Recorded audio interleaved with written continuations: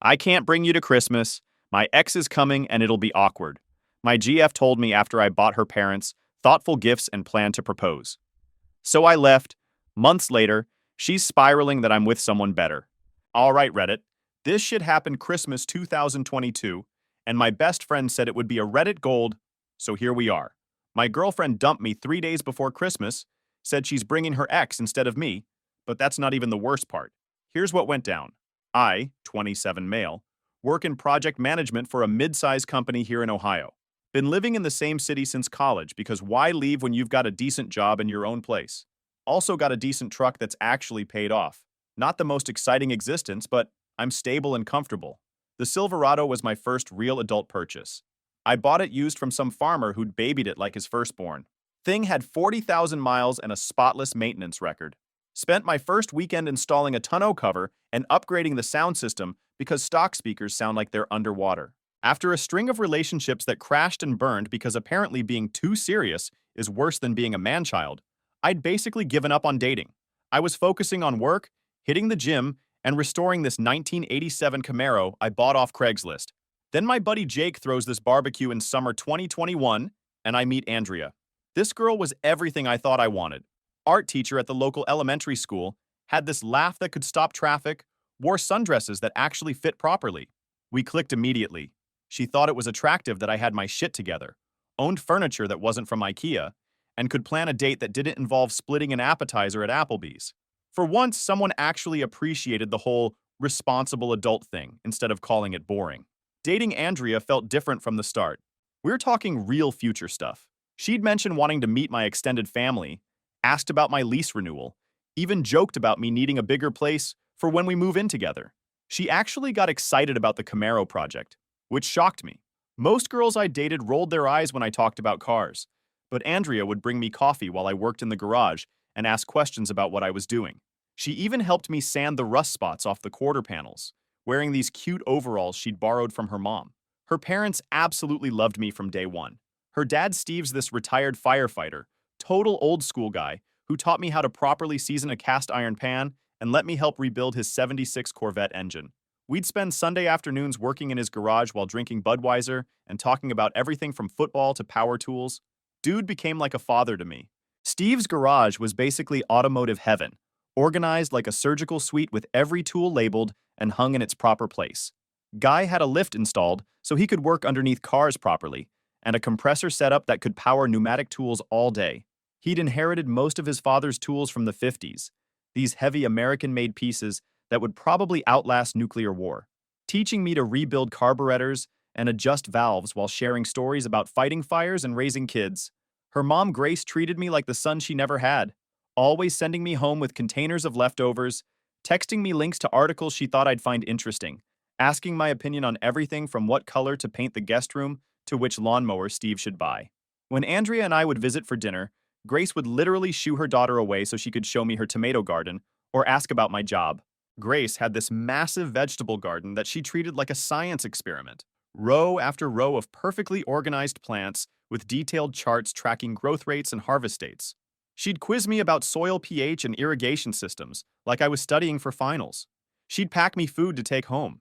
Started teaching me her canning techniques so I could preserve vegetables for winter. Even let me help redesign her greenhouse layout using my project management skills. They'd constantly tell Andrea how lucky she was, how I was one of the good ones. Steve would drop hints about marriage, and Grace was always making comments about how their future grandchildren would be so well taken care of. I genuinely loved these people. By October 2022, I was ready to propose. I had a $7,500 ring hidden in my sock drawer. The plan was Christmas dinner at their house. Propose during dessert with both families there, then celebrate. Everything mapped out perfectly. Come November, I decided to go full Christmas movie mode. My family always went hard on holidays, so it felt natural to start planning early. Plus, this was our first Christmas as a serious couple heading toward engagement. Had to make it count, right? Started coordinating schedules in early November. Made dinner reservations at this steakhouse Andrea mentioned wanting to try. Bought a green sweater because she said I looked good in that color. Even planned out the timing for gift exchanges so nothing would feel rushed. The steakhouse was this place called The Refinery that she'd mentioned after seeing it on some food blogger's Instagram. Made reservations for 7 p.m. on Christmas Eve. Prime time slot that I had to call 3 times to secure. Asked for their best table with a view of the city lights, told them it was for a special occasion. Then I went into detective mode for the gifts. During Thanksgiving dinner, Grace mentioned her grandmother's china pattern exactly once. Something about wishing she could find more pieces to complete the set. Took me 3 weeks hitting up antique shops across 2 counties, but I tracked down 4 matching pieces. Steve casually mentioned this book about firefighting history during dinner, just in passing. Spent another week hunting down a first edition online. And for Andrea? I'd been saving for months to get her this professional art supply set she kept bookmarking, but would never buy herself. The Prismacolor Premier set with like 200 different pencils and brushes. Nearly $1,000, but watching her eyes light up would have made it worthwhile. I had backup plans for everything too. What if it snowed and we couldn't drive to her parents'? What if the restaurant lost our reservation?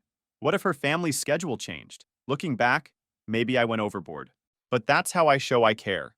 I pay attention to details, I remember stuff, I plan ahead so nothing goes wrong. Early December. That's when the wheels started coming off. The first red flag came in early December when I showed Andrea the china pieces I'd found for her mom. I was genuinely excited about tracking down these impossible to find pieces and laid them out on my kitchen table like some kind of treasure hunter showing off his loot. She barely glanced up from her phone, just went, "Oh yeah, that's nice," like I'd shown her a grocery receipt instead of something I'd spent weeks hunting down. "Your mom's gonna lose her mind when she sees these," I said, trying to get some reaction. Mm-hmm. Still scrolling Instagram. I brushed it off. She said work was stressing her out with parent-teacher conferences and holiday programs. Work stress seemed legit at first. Teaching elementary school during December is basically herding cats while they're hopped up on candy canes and Christmas excitement. She'd come over after work looking completely drained, complaining about helicopter parents and impossible deadlines for holiday performances. I'd make her dinner and let her vent about administrative BS while she graded papers at my kitchen table. Figured the phone obsession was just her way of decompressing. Then she started mentioning Jensen, old college friend who'd moved back to town for some startup job. At first, it was innocent stuff like, "Oh, Jensen thinks I should travel more," or "Jensen says this town is too small for creative people." Whatever. People reconnect with old friends all the time. But then it became every conversation. Jensen this, Jensen that.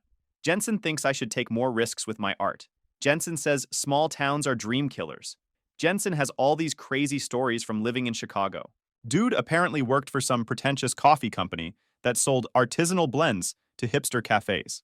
The kind of dude who probably had strong opinions about pour-over techniques and owned more flannel shirts than a lumberjack. Andrea kept talking about his creative energy and how he'd traveled to like 6 countries before turning 30. Started making comments about how she'd never been anywhere outside Ohio. I'm not usually the jealous type, but something felt off. She'd be on her phone constantly during dinner, giving me these vague answers when I asked about her day. Started saying she was hanging out with friends, instead of being specific about who or where. When I tried to confirm our Christmas dinner reservations on December 15th, she hit me with, "Maybe we should keep things flexible this year." Flexible how? Just not so structured. More spontaneous. Red flags everywhere. But I figured she was just stressed about the holidays. Boy, was I wrong. December 22nd. The atomic bomb. It's 3 days before Christmas, and I'm in my living room doing final gift wrap. Got everything organized by family member, like some kind of Christmas logistics coordinator. Her parents' gifts in one pile, my family's in another, hers front and center. That's when she walks in with this look on her face. The "we need to talk" face that means someone's about to drop a bomb. "Sam, we need to talk." I'm thinking maybe she wants to adjust the schedule or something. Maybe leave an hour earlier. Maybe switch the gift exchange order. Nope. She sits down on my couch and drops this. "I'm bringing Jensen to Christmas dinner instead of you." I literally stopped mid-wrap. The ribbon fell out of my hands like in some cheesy rom-com. Had to ask her to repeat it because my brain couldn't process what she just said. "What did you just say?" I know this is terrible timing, but Jensen and I have been talking and she takes this shaky breath. God, I don't know how to say this without sounding awful. Well, you're off to a great start.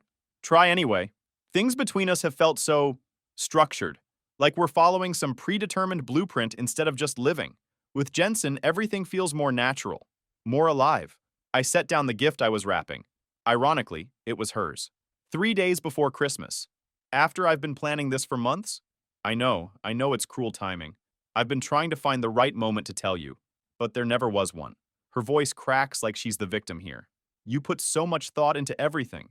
The gifts, the reservations, the way you remember every little thing my family says. It should make me feel loved, but instead it makes me feel trapped. Trapped by someone caring about you, trapped by someone planning out every moment of our future before I've even decided what I want it to look like. She's tearing up now, but pushing through it like she's delivering some rehearsed speech. Jensen doesn't do that. He lives in the moment. He makes me feel like I can breathe. That's when she drops the real nuke. And honestly, I saw the ring box in your drawer last week. I know what you're planning for Christmas dinner. I froze. You went through my stuff? I was looking for a phone charger and I saw it. Sam, I'm only 25. I'm way too young to get engaged. Can you imagine how awkward it would have been if I had to reject you in front of both families at dinner? I'm actually doing you a favor here. I just stared at her. A favor. Yes. Can you imagine how humiliating that would have been? For both of us? This way we can both save face, and nobody has to watch a proposal get shot down in front of the turkey. Right. Very thoughtful of you. She's full on crying now. You're being sarcastic, but I'm genuinely trying to spare your feelings here. Jensen doesn't pressure me about the future. He just wants to enjoy what we have right now. And what about the gifts? The reservations? Your family expecting me? I'll handle my family. They'll understand. And honestly, maybe this is for the best. We clearly want different things, Sam. I need someone who doesn't have our entire life mapped out on a spreadsheet. Here's the thing. I could have fought for her. Could have pointed out that she seemed pretty happy about all my planning until Captain Spontaneous showed up. Could have begged her to wait until after Christmas. Could have asked why she was sabotaging everything we'd built. But honestly, something in me just snapped. Like when you're in a meeting and someone presents a terrible idea, but you're professional enough not to tell them they're an idiot. I stood up, gathered all the gifts I'd bought for her family into a neat pile, and set them on the coffee table. Give these to your parents. They deserve to have Christmas gifts even if I won't be there to watch them open them. She's looking at me like I'm some kind of robot. Sam, you're making this way harder than it needs to be. Nah, I'm making it exactly as hard as it needs to be. Went to my bedroom, got her overnight bag from my closet, the one with her spare clothes and toiletries, and handed it to her. Opened the front door and held it. Can we try to stay friends? She asks while clutching her bag. I just looked at her. You made your choice, Andrea. I'm not going to argue about it or help you feel better about screwing me over. More crying, but not the I made a mistake kind. The frustrated, this isn't going according to my script kind. Yeah, well, welcome to the club. After she left, I sat there staring for about 10 minutes before my brain kicked back in. Called my best friend Liam and just said, I need to get out of here. Dude, what happened? You sound like someone just told you they're making another Matrix sequel. Andrea dumped me 3 days before Christmas. For Jensen. Dead silence. Then, the college douchebag with the man bun who works at that pretentious coffee startup? Are you absolutely kidding me right now? 20 minutes later, I'm at Liam's apartment with an overnight bag. Guy's got his gaming setup ready and a cooler full of Mountain Dew, like he's preparing for some kind of breakup war room operation. Christmas at Liam's better than expected. So let me get this straight, Liam says while booting up Call of Duty. Princess Spontaneous couldn't handle dating an actual adult, so she traded you for Walmart Ryan Gosling? She said I was too structured, that I planned everything out too much. Yeah, God forbid someone remembers her birthday and doesn't live in his mom's basement eating Hot Pockets. Liam hands me a controller. Did you tell her about the ring? She found it in my drawer. Said she was doing me a favor by dumping me before I could propose. Liam pauses the game and just stares at me. Wait, what the hell? Are you serious? Her exact words. Bro, I've heard some delusional shit in my time, but that's Hall of Fame level crazy. He unpauses and immediately gets sniped by some 12-year-old. You know what this means, right? You just dodged a bullet the size of the Death Star. Imagine if you'd actually married someone who thinks caring about her is a character flaw. Liam's place was basically a bachelor pad museum. Massive 75-inch TV mounted on the wall, gaming chairs that looked like they belonged in race cars, and enough gaming consoles to stock a Best Buy. His kitchen consisted of a microwave, mini fridge, and coffee maker, because why overcomplicate things? Dude had his priorities straight and zero shame about living like a grown-up kid who paid his own bills. We spent Christmas Eve gaming and eating pizza rolls while trash-talking random kids online. Every time I started getting in my head about the whole situation, Liam would drop some ridiculous comment about Andrea or make some joke that would crack me up despite everything. You know what's going to be hilarious? He said around 2 a.m. while we're getting destroyed in some battle royale. She's gonna spend Christmas explaining to her family why you got replaced by a guy whose biggest accomplishment is probably running a Juice Cleanse Instagram account. That actually made me laugh. Her dad's gonna hate him. Dude, Steve's gonna eat that pretentious hipster alive. I give it 2 hours before he starts asking Jensen about his 5-year plan just to watch him squirm. Christmas morning, I woke up early anyway out of habit. Made coffee, went for a long walk around Liam's neighborhood, called my parents. They weren't even surprised about the breakup. Apparently, they'd had reservations about Andrea, but didn't want to say anything while I was happy.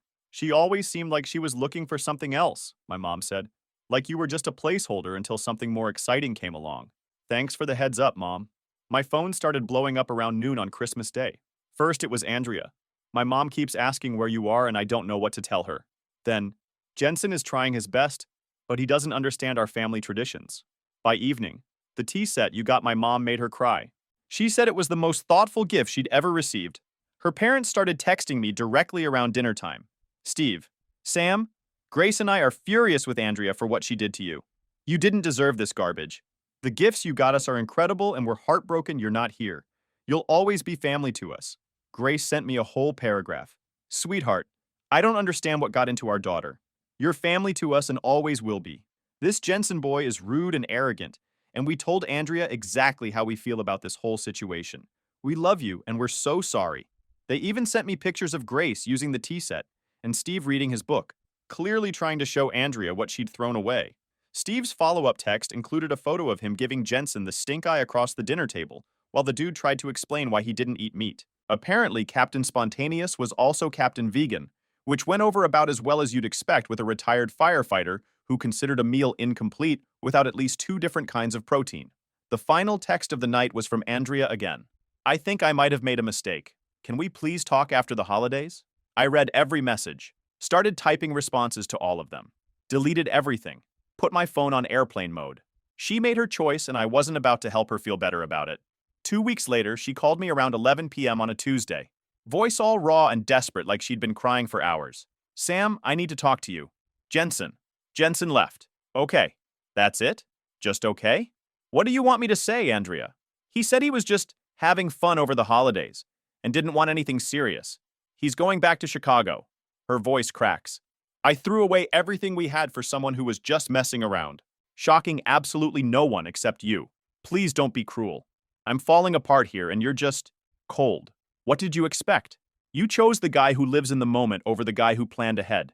Turns out living in the moment means he wasn't planning to stick around. Apparently, Jensen had been pretty upfront about his intentions, if she'd bothered to listen. Dude was in town for exactly 6 weeks to help launch some pop-up coffee concept, then heading back to his real life in Chicago. Never had any intention of staying or building anything permanent. She kept calling for weeks after that, left voicemails that got increasingly desperate and pathetic. Her friends started hitting me up too, like some kind of intervention squad. First, Jessica. Andrea's really struggling and she misses you so much. She knows she made a huge mistake, and she's learned from it. Then Madison. She's been crying every day since New Year's. Can't you just talk to her? She really needs closure. You're being so cruel and unreasonable. Meanwhile, Liam's sending me screenshots of her Instagram posts with commentary like, damn, someone discovered the deep quotes section on Pinterest. And, is this the same chick who said you were suffocating her? Because she's looking pretty suffocated by her own drama right now. Her social media became this cringe fest of sad quotes about realizing what you had when it's gone, and pictures of herself looking all contemplative in coffee shops. Classic pick-me energy that had me and Liam cracking up. The best part? Liam actually commented on one of her feeling lost and alone in this big world posts, with maybe try a GPS and a dating app. I nearly choked on my drink when I saw that. By March, the calls finally stopped. Heard through mutual friends that she'd moved back in with her parents and started therapy. Honestly, good for her. Hope she figured out whatever was broken inside that made her blow up her life. Meanwhile, I threw myself into actually living instead of just planning to live. Started taking photography classes on weekends, which led to solo trips around Ohio, hitting up state parks and small towns. Started hitting the gym more often. The photography classes were at this community college downtown, taught by this old-school photographer who'd worked for newspapers back when that was still a real job. Learned to shoot manual mode on my grandfather's ancient Nikon that had been collecting dust in my closet. Started documenting the Camaro restoration process, which turned into this whole portfolio about American muscle cars and working-class pride. Even had a few prints selected for a local art show. Work was going great too. My project management skills, which Andrea found suffocating, were getting me promoted. Turns out being organized and thinking ahead were actually valuable traits in the real world. The promotion came with a nice bump in salary and my own office with actual windows. Started leading bigger projects, coordinating subcontractors for commercial developments, managing timelines for entire shopping centers. But the real win? I finally pulled the trigger on something I'd been wanting for years, bought a 2018 Harley Sportster. Thing was a bit beat up but had good bones. Spent my weekends in Liam's garage tearing it down and rebuilding it piece by piece. You know what they call a motorcycle that won't start? Liam said one Saturday while I'm rebuilding the carburetor. A really expensive paperweight with trust issues. Kinda like my dating life, but louder. Liam with his lame jokes. There's something therapeutic about working with your hands, you know? Plus, every time I fired up that engine, I felt like I was reclaiming something Andrea had tried to take from me. The confidence to be myself. Started hanging out with the boys way more often too. We'd hit up this sports bar downtown, play pool, and watch March Madness. It felt good to just be around people who didn't overthink everything or analyze my personality for character flaws. That's when I met Celeste through this hiking group I'd joined. Complete opposite of Andrea in every way that mattered. Where Andrea was impulsive and flighty, Celeste was thoughtful and grounded. Where Andrea was always looking for the next adventure, Celeste appreciated building something solid. Most importantly, she actually liked the stuff about me that Andrea found overwhelming. I love how you remember things, she told me when we were planning our third date. It makes me feel like I actually matter to you. Celeste is the kind of person who chose a career based on actually helping people instead of chasing some abstract creative fulfillment. She'd grown up on a farm outside Columbus, knew how to fix things when they broke, and understood the value of hard work and planning ahead. The girl could back up a truck, change a tire, and cook a meal that didn't come from a box. Plus, she thought the Harley was badass and wanted to learn to ride. Our first Christmas together, she was genuinely excited about doing it right. I want to meet your family, and I want you to meet mine, she said, while we were picking out a tree. My family does everything last minute, and I've always wanted to experience what it's like when someone actually plans ahead. Are you sure? I tend to go overboard with holiday planning. She laughed and kissed me. Promise me you will. We're at Target buying decorations when my phone buzzes. Text from an unknown number. Hey, it's Andrea. I know it's been a while, but I wanted to reach out. I'm doing much better now, and I was hoping we could talk. Maybe grab coffee and catch up? Showed Celeste the message. She reads it and asks, do you want to respond? Thought about it for exactly 2 seconds. Nope. Deleted it and went back to debating between silver and gold garland. Good choice, Celeste said. The gold will look better with your couch anyway. Then came the holiday party ambush. Our mutual friend Jake throws this holiday party every year at his place. Celeste and I show up fashionably late. I'm feeling good about life. And then I see her across the room. Andrea's standing by the punch bowl looking smaller than I remembered, checking her phone every 30 seconds like she's waiting for an Uber. Celeste spots her immediately. Is that her? Yep. And she looks about as lost as I expected. I'm talking to Jake about his new job when I feel someone approach from behind. Turn around and there's Andrea with this forced smile, holding her drink like a shield. Sam, I didn't know you'd be here tonight. You look really good. Healthy. I put my arm around Celeste's waist. Hey, Andrea. This is Celeste, my girlfriend. Celeste immediately extends her hand with a genuine smile. Celeste, I know Sam mentioned you two had history. It's nice to meet you. I watch Andrea completely ignore Celeste's outstretched hand and look her up and down. Right, Celeste. The way she says it sounds like she's tasting something bitter. I've been thinking about us lately, Andrea says, voice getting tight while still pretending Celeste doesn't exist. About what we had together. All those plans we made. That was a long time ago, Andrea. I've moved on. But don't you miss it? The way we used to be? The way you used to plan everything for us? She's looking directly at me, completely cutting Celeste out of the conversation like she's invisible. Celeste jumps in, clearly proud. Oh, Sam's been amazing. He's working with my mom to perfect her grandmother's prime rib recipe for Christmas dinner, and he found the most incredible gifts for my nieces and nephews. I honestly don't know how he keeps track of what they all love, but it's one of the things I adore about him. Andrea's face goes through about 5 different emotions: surprise, anger, jealousy, rage, before settling on pure venom. How nice for you, she says to Celeste with this fake sweet voice.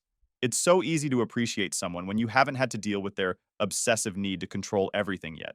Give it time. Excuse me? Celeste says, stepping forward. Please, Andrea says, composure completely cracking as she turns back to me. Can we just talk privately? Without her?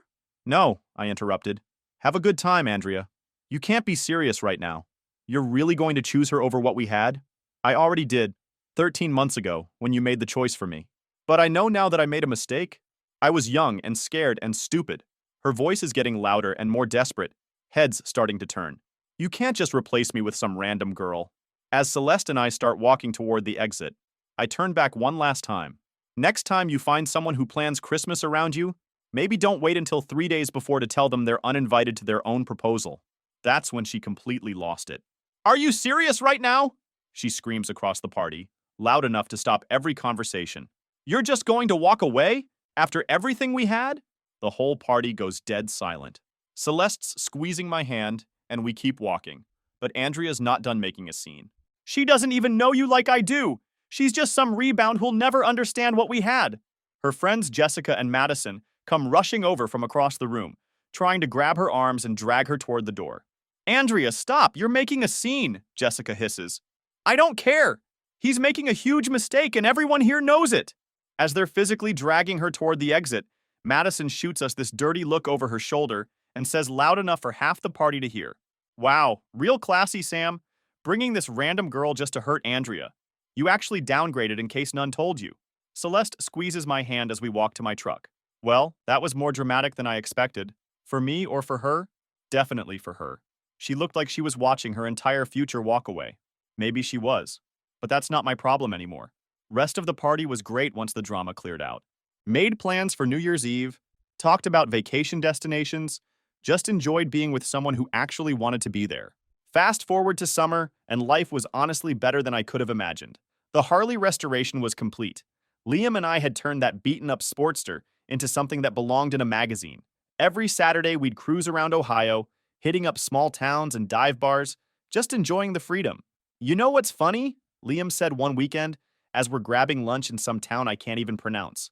A year ago, you were planning Christmas dinner with Crazy, and now you're out here living like a Springsteen song. Character development, bro. Celeste had moved into my place around April, and it was seamless. Girl could cook like she went to culinary school, actually wanted to hit the gym with me. And here's the crazy part. She never complained when I'd disappear to work on the bike or hang with the boys. She'd just smile and say, "Have fun, babe," then post some cute story about loving to watch me in my element. Her Instagram was basically a shrine to our relationship, but in a good way. Pictures of us hiking, me working on the Harley, us cooking together on weekends. She'd caption them with stuff like, "Watching this man follow his passions makes me fall in love all over again." And her friends would comment about how lucky she was to find someone who had his life together. That's when things got weird again. Turns out Andrea had been stalking our social media from fake accounts for months. Celeste started getting strange messages from random profiles with no photos, nothing directly threatening, just passive-aggressive stuff like, "Enjoy it while it lasts," and some people just steal other people's happiness instead of finding their own. The fake accounts were amateur hour, obviously created just to spy on us. One account messaged Celeste pretending to be concerned about my history with commitment issues and suggesting she ask Sam about what really happened with his ex. Celeste screenshotted everything and showed me, laughing about how pathetic the whole thing was. Then, Andrea escalated to real-world crazy. Started showing up at my work, just standing in the parking lot staring at the building like some kind of rejected rom-com protagonist. Security had to escort her off company property twice. She called my coworkers asking them to talk sense into me about making a huge mistake. Our office building has security cameras everywhere, so we had footage of her sitting in her car for hours just watching the entrance.